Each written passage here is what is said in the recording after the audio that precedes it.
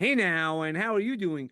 Want to welcome you to the next episode of Peace, Love, and Bring a Bat, man. We're bringing on another David. So again, like that old song, I know a Dave, right? And that's what we're gonna do. I don't know. I'm not gonna sing. I don't know if you are, Dave. But before we start the introduction, I just want to also say thank you for your service, and from the bottom of my heart. And we have all we have is because of people like you who step forward to say that they're going to write that blank check. And thank God that wasn't taken. But I'm sure you learned a lot from it, and that we could talk about during that time. But thank you so much for your service. No problem. Thank you. Thanks for the invite, brother. Okay, of course. So Dave, before we start, I think why don't you introduce yourself, and then we can get into the meat of the podcast. Yeah. Like I said, my name is David Hines, and currently I live in the country of Kuwait. I have been in Kuwait for the past 16 years. When I retired, I decided I wanted to move overseas because I enjoyed, the challenge of being in a different place other than the States. Mm. So I said, well, I'll try Kuwait, and I've been here 16 years. I was adopted when I was 7 years old, and out of a family out of New York. And after that, after I graduated high school, I decided to join the Navy. The reason why I joined the Navy is because I really was trying to find myself. I didn't know. I wanted to know what my purpose was in life. That proverbial, what's my calling? So I said, well, you know what? I'll go ahead and see the world, and I don't look back. So I That's wrote the book really to to teach my readers, the people who follow me, the lessons that I've learned to make me excel in life. No, I just don't want to keep it to myself. Yeah, no, sure. Well, that goes to show you what type of leader and what type of human being you are. That they don't want to just keep the information for yourself.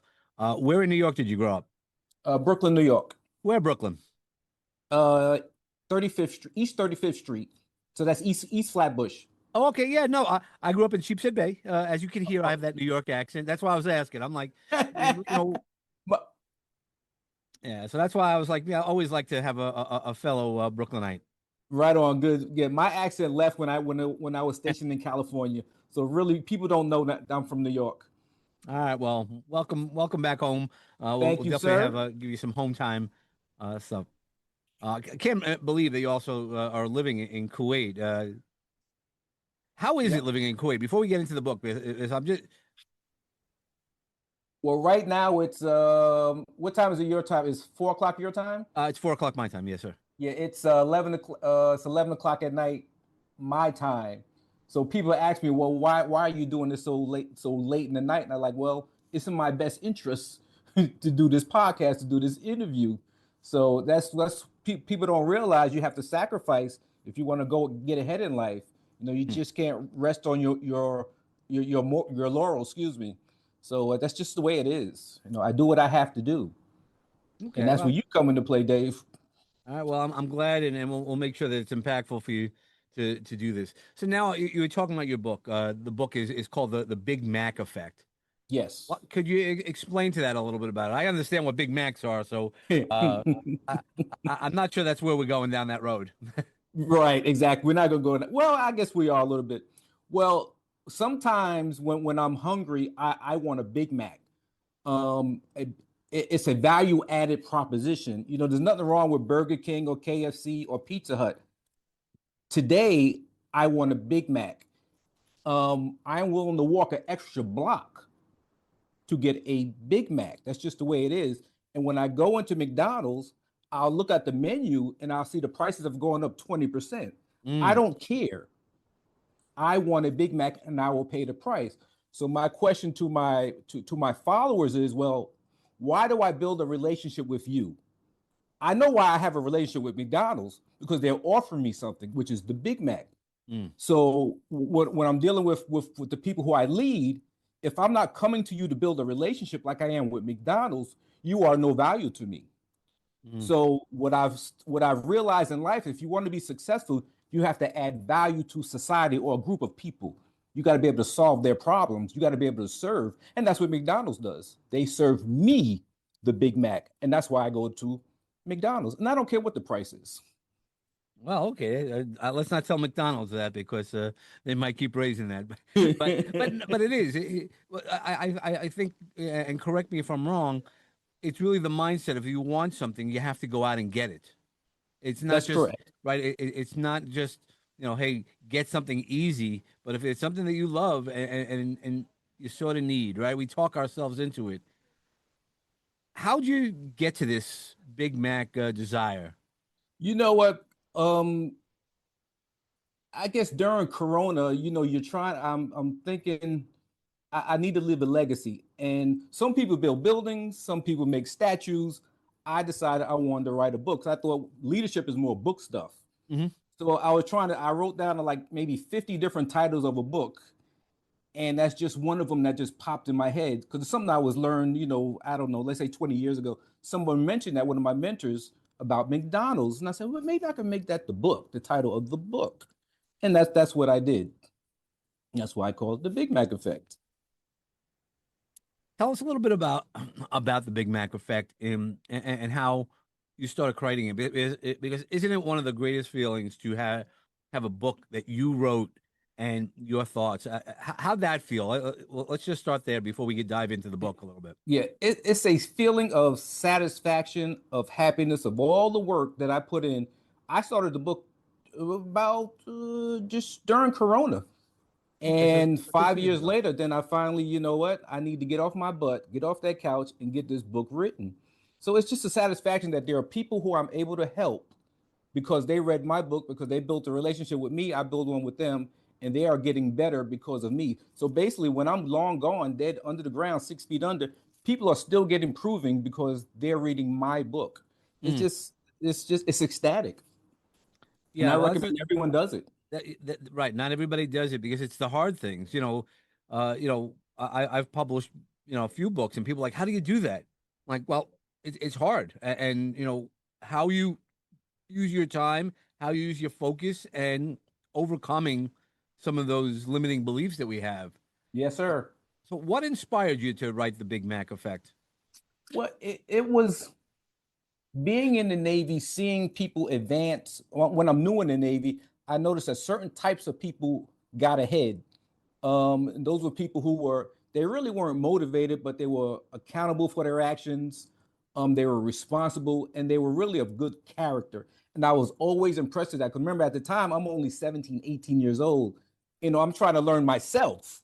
What am I supposed to be doing? And and mostly those guys were older than me. Because I'm, like I said, sometimes the Navy is young, but there's some people who are older. And I Mm. will always study those guys. And then I said, well, you know what? I'll follow their lead. And then I did things my way. And that's how I got started, just studying other people who were better than me. Well, I think that's always the greatest part is when we learn from looking at others, and I'm sure that as you started learning and seeing how people did things, you then ask the right questions. Yeah, How important is asking the right questions part of our learning? it's very important because that's what, if you don't ask a question, you're not learning anything. When a person asks a question, that means they're thinking. And that's so important. If you don't ask a question, I mean, you're stuck in your own thoughts. Well, yeah, but there's So a you're lot really of not going people. anywhere. Right? There's a lot of people who only ask questions to reinforce the things that they know, right? So, hey Dave, there's a Right. sunrise in the east, there's it's set in the west. Oh yeah. So, oh good, I asked a question. No, no, we need to ask something to learn, not just asking a question. Yep. That's absolutely right. That's the purpose of a question, to learn. 100%, and be able to listen to those things. So, Yes, sir. and I'm guessing a lot of these things, because you went into the Navy early in your life, a lot of these lessons shaped your leadership philosophy as you moved up in the ranks. Right. How did it? What lessons did you start to kind of put together to create that? The very first lesson, I don't care who you are. If you want to get ahead in life, if you want to improve, you got to be accountable for your own actions. Which means before they even get to that, you're accountable for your thoughts, you're accountable for your attitude, you're accountable for your philosophy, and then ultimately that you're accountable for your actions. We are not victims. I am not a victim. To me, it doesn't matter what happened in the past. Whatever your history is, whatever your mom didn't do, your dad wasn't there, it just doesn't matter. What matters is what are you doing today to have a Mm, better life tomorrow? And don't get me wrong, your past is important, but it's nowhere near as important as your vision for the future. That's what counts. right. Yeah, no, it's so important because that's why a lot of people live too far in the past, and you have to try to live a lot more in the present. While you can learn from the past, that's when you should have been asking the questions. When things didn't go well, that's when the time to ask questions so you can implement it in the present. So That's that way right. your future is more aligned. I mean, again, when you're looking out at the boat, right? You know where you want to go. You know the next destination, That's but right. there's a navigator. There's all these different pieces of that, and that takes a lot of discipline. Yeah. And uh, I'm sure you had some sort of discipline before you joined the Navy, but the Navy definitely brought you some sort of discipline. Yeah. Yeah. My dad was tough on me. Okay, yeah, but so you've had discipline like then your whole life, because your Yes. dad was tough on you. Was he the type like my dad was a little tough on me, but it was you look at it now, it wasn't supportive tough, right? There's a lot of different types of tough. Right. What type of tough, and it doesn't have to be about your dad, Right. you feel is the best way that builds leaders? When I think it's when a person makes a mistake and they learn from the mistake. Um,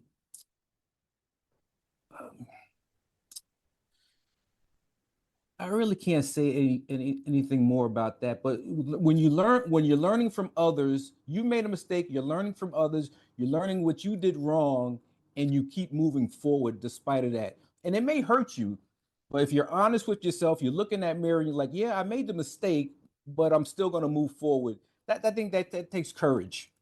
Yeah, well, right. There's definitely a courage. I mean, and that's part of that resilience. That Yeah, hey, I made a mistake. You got to own your mistake, and, yeah, and and that's part of the challenge. Is a lot of us don't own the mistake.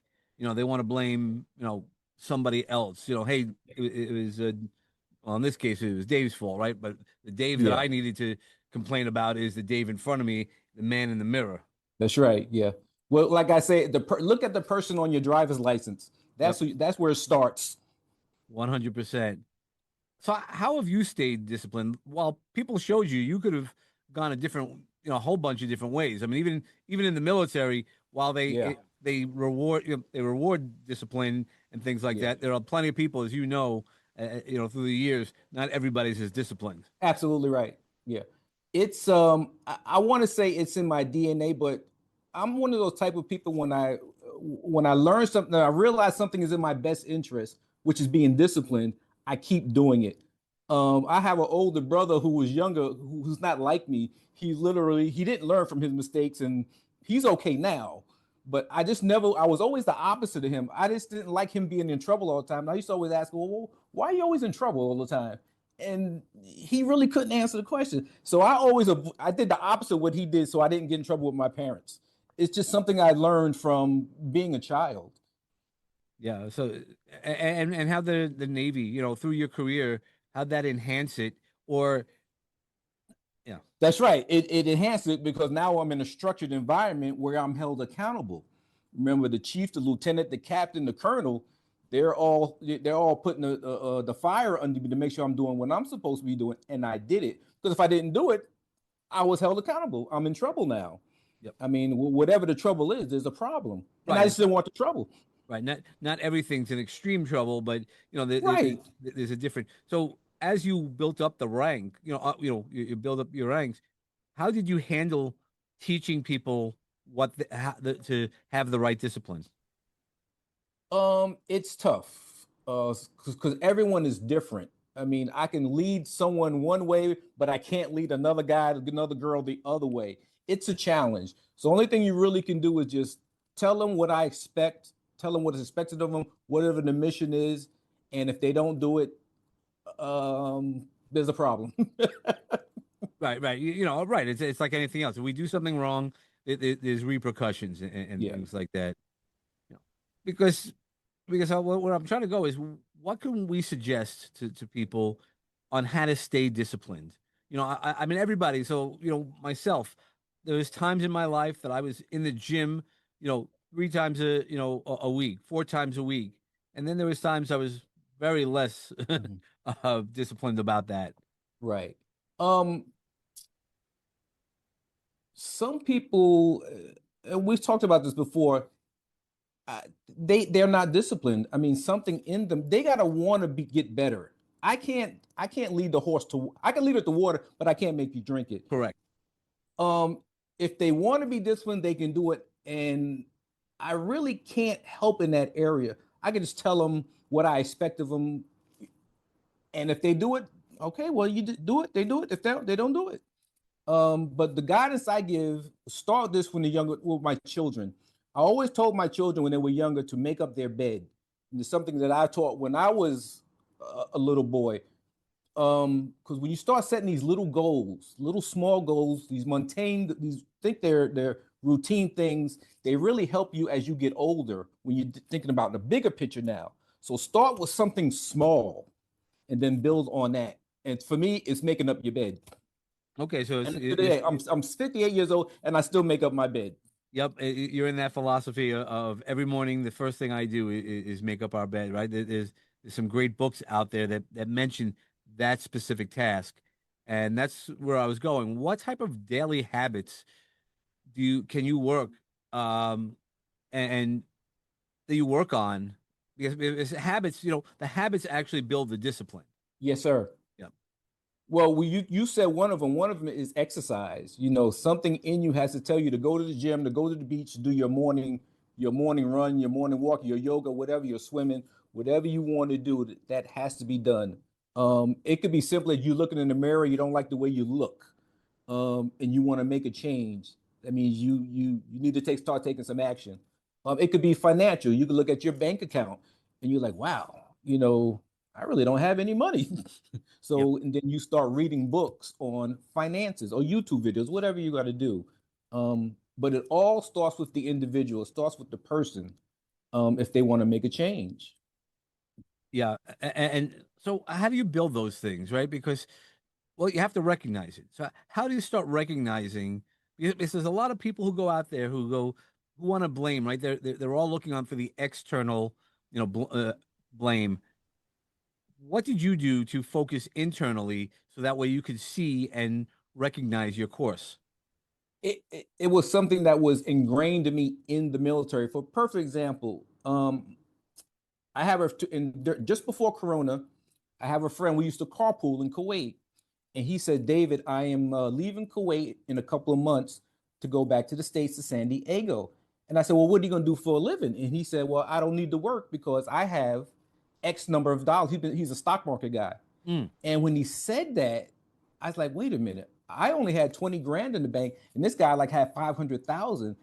And it just hit me like a bat. mm. No pun intended. Yep, I I'm hear you. like, David, you are behind the curve. I'm talking to myself. I'm looking in the mirror, took my clothes off. I'm like, David, you're all behind the curve. Because me and the Filipino brother, we were the same age. I'm like, David, you have to fix this. No one else can fix this except for me. So after that conversation that weekend, I went on YouTube. I started reading books on financing. Buffett, Munger, Ray Dalio, all the greats. And I now my ship is going in the right direction. But Yeah. you got to want to do it yourself.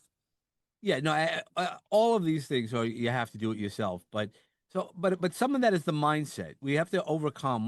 What are some of the biggest mindset mistakes holding people back from success, do you feel? I self doubt. You don't think that you can do it. Either you're afraid of failure or you're afraid of success. So whenever you get in that fence, you just stay on the couch. Yeah, Um, I think that's it. I'll go with self doubt. yeah. I'll Well, stick behind that.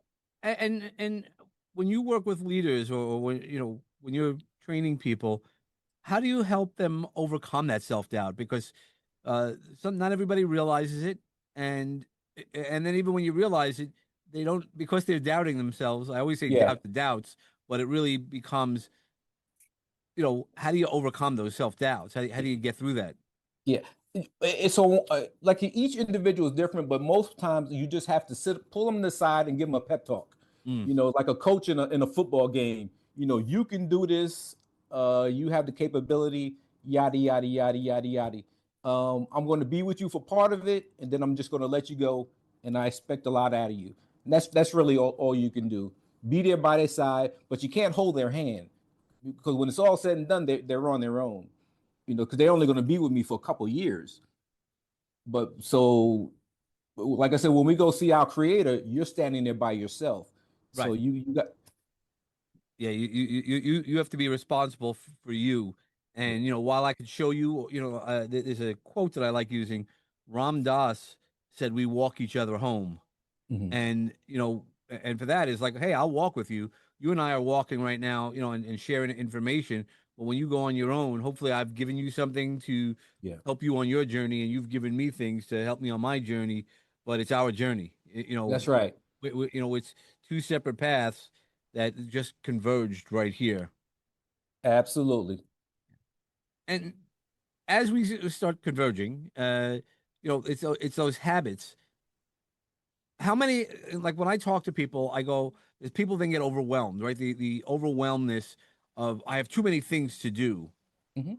How do you work with people or lead people when they say that they have too many things to do?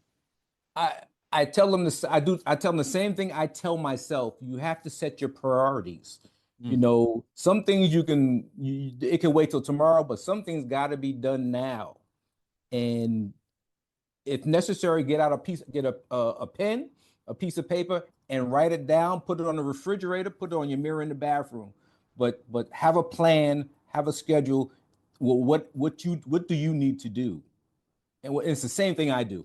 yeah, yeah, no, same thing with me. And I usually tell people don't do more than three things to start on the list, right? Keep it Right. small. That doesn't mean that you only have to do three things for the day. It just Right. means keep it small so that way you can start checking off wins, right? It's Absolutely. again either mentally or physically. It's Yeah. and there is. I mean, that's why when I was working in corporate America, I would put post-its all over the place, but I wouldn't go home till a bunch of them were gone, and it was a visual that I needed to physically see. I didn't need to know in my calendar. I didn't need Right. a to-do list because the priorities change along the way. It would be nice if everything went according to plan, but it does not. Yeah.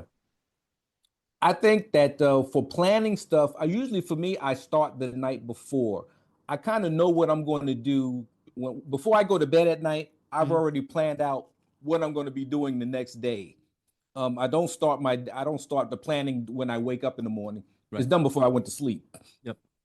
Yeah, no, 100, and that's part of your routine, and that's helps with the toughness. Then that way you don't have to wake up in the morning when you're tired at times. Right. Even if you're a morning person, you still get up and you don't know what to do. Yeah. It causes a level of stress, right? Just That's right. in the morning, brush your teeth. Like easy things because it's the habits that we build. How do we help young people develop mental toughness and resilience? Once again, it's tough because everyone's an individual. Everybody has different backgrounds. But we'll go back to what we talked about before. You hold them accountable for their actions. That's it. Um, Remember, we're individuals. Um, Yeah, well, but it's more than just hey, go do it. There are people who aren't like that. That if you gave me a task to do, most of the tasks would get done, and then I'm always. How do you help learn the mental toughness, or allow people to understand? Hey, if you miss this, these are the consequences. I guess that's maybe how do you teach people consequences before an action is due instead of yeah, afterwards? you verbalize it from the very you tell them what the standard is from the very beginning. As soon as you meet them, Mm, you tell them what is expected of them. What do I expect of myself, and what I expect of you. mm. That's all that any of us can do. Remember, we're not. I'm not a psychologist. I'm David Hines, Chief United States Navy. Thank you, sir. Um, you're welcome. Um, and that's it. That's it. But but through the years, I mean, you're a lot more than that. I mean, that's a title. I mean, that you earned. But but when you walk in, it's not just the title that they respect, right? They look at the title, but they respect the man behind that title. You know, Absolutely. and that's the knowledge that we're trying to get to is to really understand what you're bringing because when we're doing this, the advice, you know a lot of people aren't consistent, and it's more than just, hey, you better do it. It's learning how to give somebody struggling with consistency. What Hmm. would you suggest to people? Um, I guess I'm a old head, Dave. I'm Nah, it's all good. when I tell you to do something, you just do it. You understand something, Dave. This is not high school. This is not elementary school. We're dealing with grown men and grown women. Yep, These 100%. aren't teenagers. So I'm gonna tell you to do something. If you don't do it, I mean, Dave, I hate to say it like that, but that's really it. I mean, I'll encourage you. We talked about this before. I'll hold your hand to a certain point, but then I'm gonna Right. have to let you go. And what does it look like outside of the military? Obviously, in the military, there's a little bit more regimen and obviously structure, right? Outside, Yeah, yeah, we are less structured. yeah. Fact, Yeah, so let me add this part. I've always tell people, young people, high school, I recommend you go to military first and then you go college after that because the military, like you said, is structured. If Yep. someone goes to college first, there's no structure. If you don't go to class, your professor just doesn't care. He's just going to put on his attendance, you didn't show up. That's it. He's not calling mommy and daddy. But the military is different. The Navy is different. They hold you accountable. That's why I've always recommended do the military first and then go to college. But people do what they want to do. Right. Everybody gets to make the choices that they want, but that's a really great way of looking at it because, I think about my own life. While I went to college first, I definitely wasn't as disciplined. I got much more disciplined. I didn't join the military, but when I got a job where I was held accountable and I didn't want to disappoint and I didn't want to bring people on, like even That's my right. first job, early 20s when I was trying to figure things out. Hmm. I would have been better if I had a job that there was more accountability. It That's wasn't. It right. was just like, hey, we hang around and that was the job. It was a good job. But once I got the job in corporate America, that's when I saw the accountability and I thrived on it. I remember actually as a teenager, I almost went to the military instead of college, but my Mhm. dad actually talked me out of it. He had Okay. gone to the military in his life, Okay. and it didn't work well for him. And I mean, he was honorably discharged, and I was born in Lackland in San Antonio. Okay. All So, right. yep, yep, yeah. So I'm a military brat, I guess. Mhm. For 6 weeks, he was at the end of his tour. I mean, but he learned a lot of discipline over the years.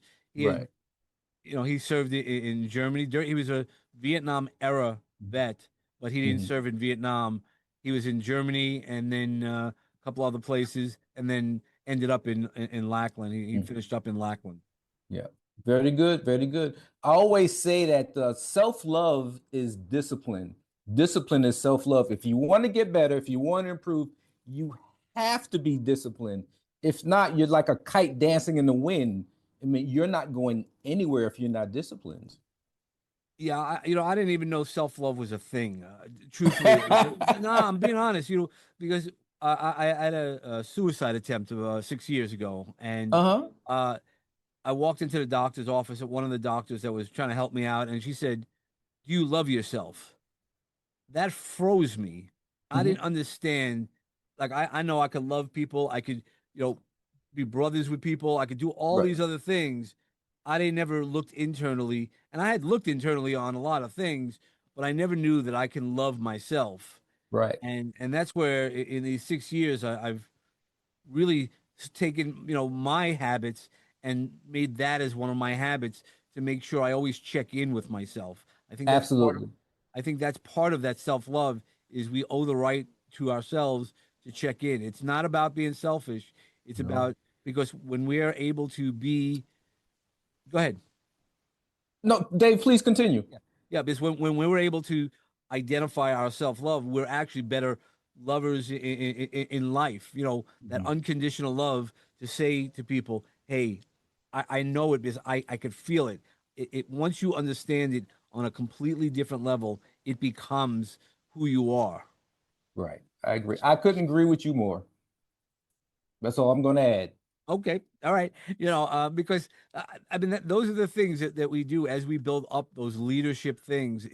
And that's why I don't mind when you say, "Look, you got to do it yourself." It's not, I'm here to hold you, but I'm not here to baby you. I Mhm. mean, even our children. I know you mentioned you had children. I have two girls.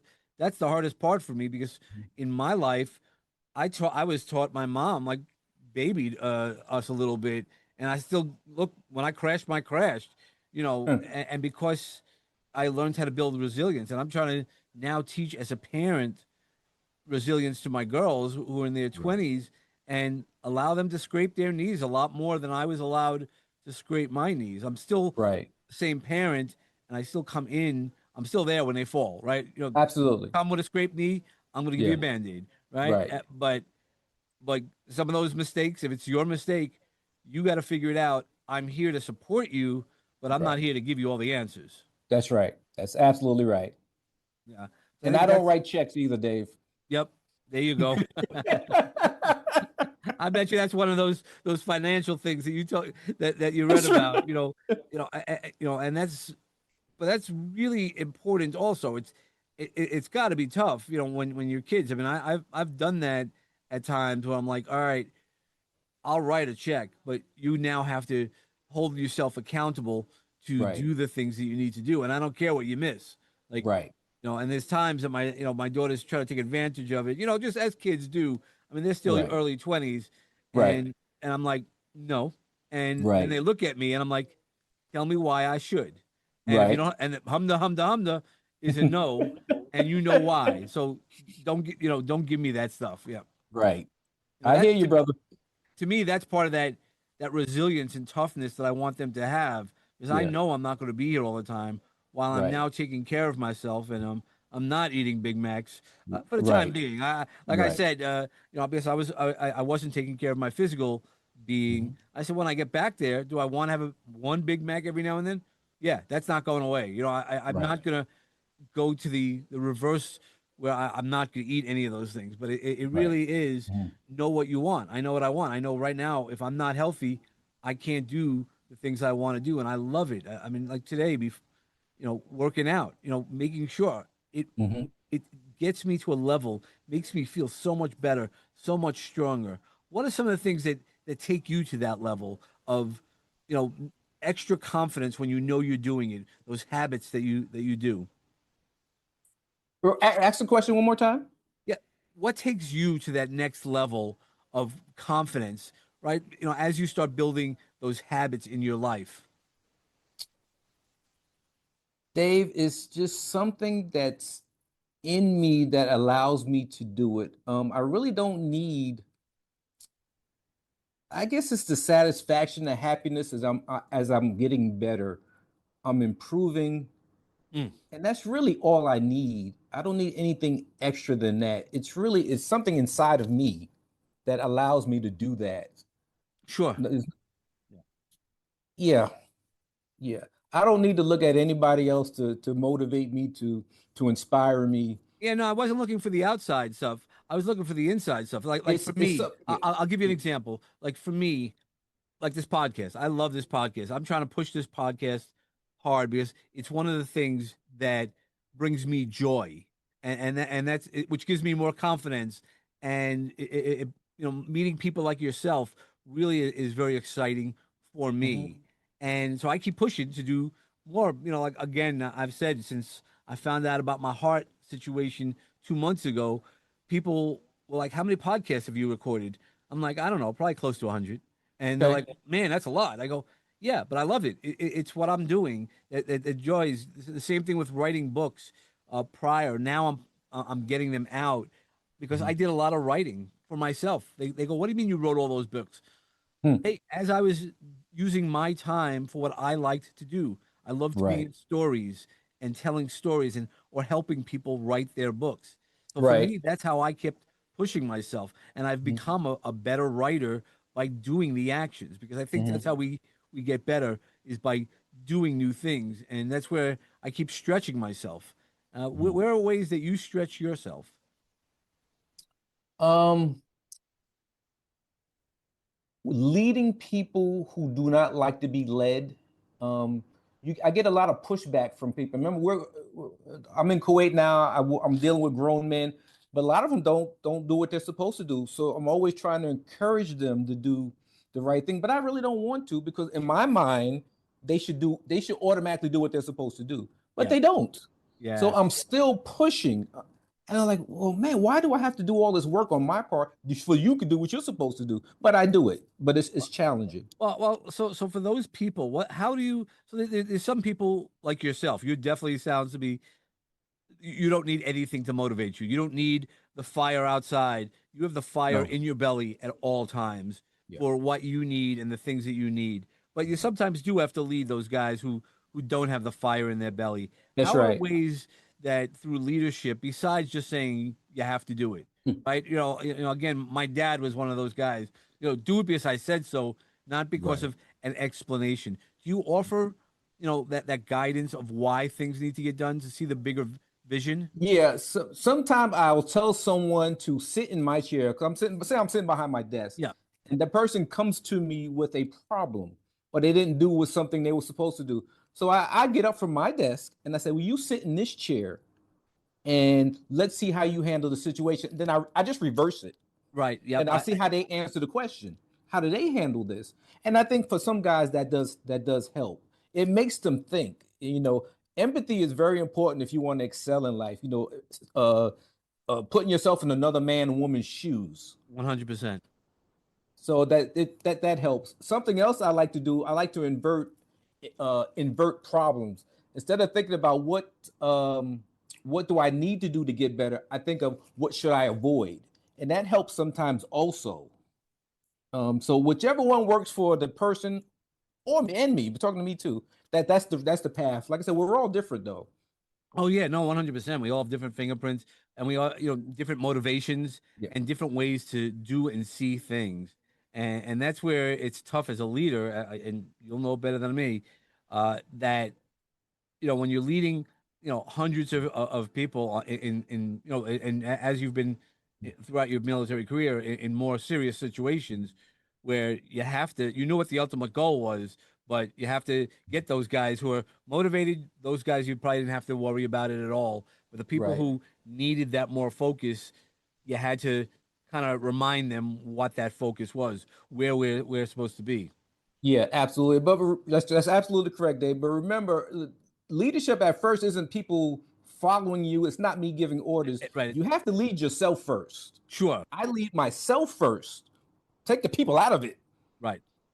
and then they come after. Yeah, no, 100%. And I've always understood that. And that's why have always stood by what I did right, what I did wrong, and tried to learn from those mistakes, right? As I grew up, I didn't know a lot of the things that I know now. Mhm. And, sometimes, it bothered me that I was like, how did I not know that? Right. But I then took that opportunity to learn what is the better path. Right. Absolutely. Yeah. So I always bring everybody, and coming I'm inviting you to plant a seed of knowledge in my magic garden. I bring everybody to a magic garden, but maybe on the Mhm. military we don't have a magic garden. At least not on a boat. You might not have a magic garden, but where would where would you want to, what seed of knowledge or advice do you have that you'd love to share with everybody else? I'm going to relay something that I was taught by my mother and father. It's it's not what other people say about you that determines your success. Mm. It it matters. What matters is what you say about yourself that determines your destination. Yep. That's it. Yeah, it all comes from us, and I mean that's that Bruce Lee quote of whatever you say to yourself, you're always listening, and that's why you need to really say the nicest things that you can to yourself. Learn from those things Right. and see what motivates you. Sometimes I'll be like, "Come on, man, let's go do it," or I'll even call myself a name, but in a way I don't believe that name, but I'm like, come on, let's go. Like, stop being that, Right. lazy bones or whatever, Mhm. and let's get on doing what we have to do. And then I'm like, yeah, you're right. Let's do it. Totally agree, brother. Yep. How can everybody find you in the world? Um, my website is davidhinesliving.com. And you can find me on Facebook on David Hines slash author. Okay. And the book is on Amazon, The Big Mac Effect. Yep. Okay. All that stuff we'll put in the show notes. Very good. Okay. Well, thank you, sir, again for your service. I'll just keep saying No that because problem. I really am honored to have you on the show, and also thank you for being a guest and spending No some of your time problem. with No us. problem. Okay, can I end with one last thing? Oh yes, of course, sir. Thank you, sir. David, life is hard. Life is serious. Our lives is the ultimate battlefield, it's the ultimate battleground. And the better you are prepared for that, the farther you will go in life. Well, so let me ask you a question about that. So, what's the best battle plan to go into our lives that you would suggest? I, I would say self-awareness. Um, Mm, when you're aware of yourself, you know in your mind that you matter. You will start to do some research on how to become a better person. That's when you discover libraries. Libraries are so important. Books are so important. You know, 100%. um, those authors become your de facto friends. I mean, you don't know the author, but that is your friend, and you're getting better because of that book you just read by whatever your subject you're interested in. So I will go with self awareness. Yeah, no, 100%. That was the part that I was missing for so many years that I didn't know. I expected everybody to sort of understand what I was saying versus Right. me having the awareness that not everybody, either I have to learn how to communicate it differently, or I need to be more self-aware so I could be like asking those right questions. Where we started the podcast off is by asking the right questions. Hey, Dave, what could I do differently with that? And that's really powerful stuff. I Yes, agree. sir. Well done, Mr. Dave. Okay, well, thank you so much, and for everybody else, as always, I wish you peace and love in your life as your foundation. And when you bring a bat, bring awesome thoughts like our friend Dave, and want to just keep moving on forward and make sure you hit your sweet spot. Thanks so much.